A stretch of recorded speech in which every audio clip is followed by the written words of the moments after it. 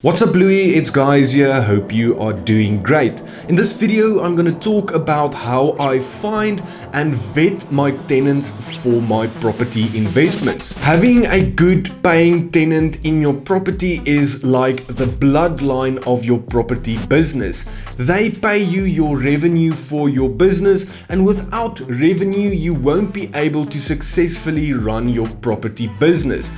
Just remember, this is a very important part when it comes to property investment, and that is your tenant. I love to take care of my tenants and make sure that they are always happy with the specific unit. With that said, the first thing that I like to focus on when it comes to finding a good tenant is to make sure that I have a good marketable product or a good and nice looking property to rent out. If you have a bad looking, dirty flat that you are trying to rent out, unfortunately you will attract a certain tenant. I like to focus on renting out good looking units in good areas which is safe and looks quite homey. The second thing would be to obviously advertise your property, whether it's on Property 24 or Facebook Marketplace. Once you advertise your property, you should receive a lot of inquiries. If you don't receive a lot of inquiries, you have to ask yourself, do you have good enough photos? Is your description of this property good enough? I like advertising these properties myself because you get a chance to get a first impression from a potential tenant. If someone sends me a message on Facebook, is this available? When can I view or whatever? That's not necessarily a sign that this person is really interested. What I like to see is someone that sends me a direct message or maybe phones me, expressing the interest in the property immediately and telling me, listen, hey, I'm interested in this property. I live here. I want to live here. I work here, etc. When can we arrange a viewing? Just by looking at these two different reactions, you should be able to identify which one can be a potential tenant. The third part is actually scheduling a viewing. I love doing viewings because I can meet people face to face and I can kind of ask the questions that I am curious about. And small things like making eye contact, the way that they talk, the language that they use, do they curse, are they people with bad habits, etc. By meeting the person, you can identify certain things and make sure that this person is fit to live in your property. You can immediately distinguish between a person with a good mindset and a good attitude and someone with a bad attitude. Once the viewing has gone well and this person has shown interest in your property, the actual vetting process will start.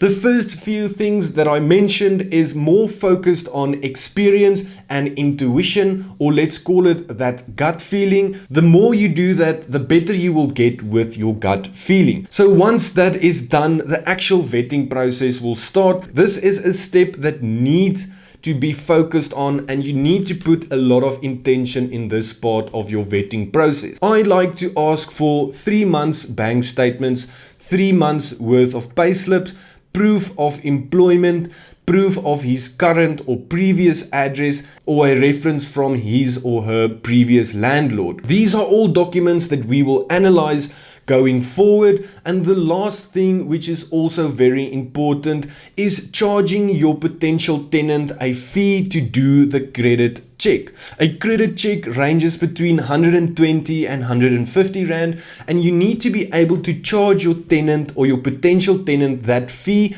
to see if they are willing to put their skin in the game. If a potential tenant pays 150 Rand, you know that they are committed and they won't just waste your time, because suddenly they have money in the process and no one wants to lose money. I've seen this happen multiple times. Once you request a credit score to be done, a large majority of people will disappear, and by doing this you can kind of distinguish the bad ones from the good ones. This is a very important part and you can't skip this process. I'll show you guys in just a minute an example of a bad credit report. You have to also go through the person's bank statements and look at every line item, because this is how you can identify what the person is actually spending their money on. A good rule of thumb is the tenant's rent should not be more than 30% of their income. This is preferably net income. So if a tenant earns 10,000 Rand net, they should look at a place around 3,000 Rand per month. This is just a starting point and there is some leeway when it comes to this. I like to look at the saldo, or the amount of money that the person has left at the end of the month once all of their expenses is deducted. I like to see this person saving or transferring money into a savings account, because this shows that the person has good saving habits. So what we can see here is the TPN rent check scorecard, and this is what I like to use. I pay a bit extra to get the gold CredX rating at the right hand side, and like we can see, it is a big red F, which is poor. Just beneath that we can see the score breakdown, and the TPN credit payment history is very poor, which means this person hasn't had a very good credit history. It also gives you an indication whether this person can afford to pay his rent, and it says that this one is highly unlikely to pay his rent. And again, just underneath it has a probability of squatting. We can also see that the TPN payments, this person has a 10% good standing ratio, which is very, very bad. This specific person has defaulted on one account and they are also under debt review. This is not a good sign, because it means this person do not have the ability to handle their finances. We can also actually see the balances that is owed on their credit accounts, and we can see that they have an arrears balance of around 20,000 Rand on one of their accounts.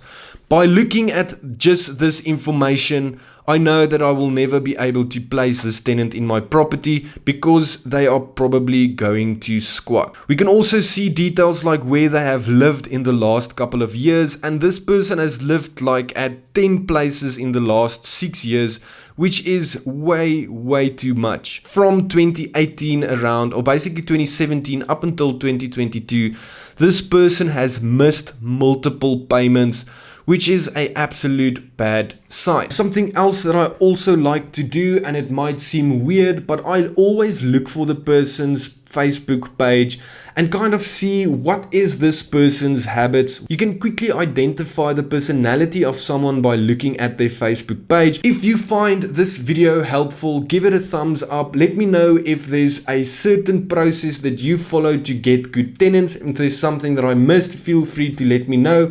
Again, this is just my way of doing it, and there's a few things that I left out, but unfortunately we can't cover everything in this video.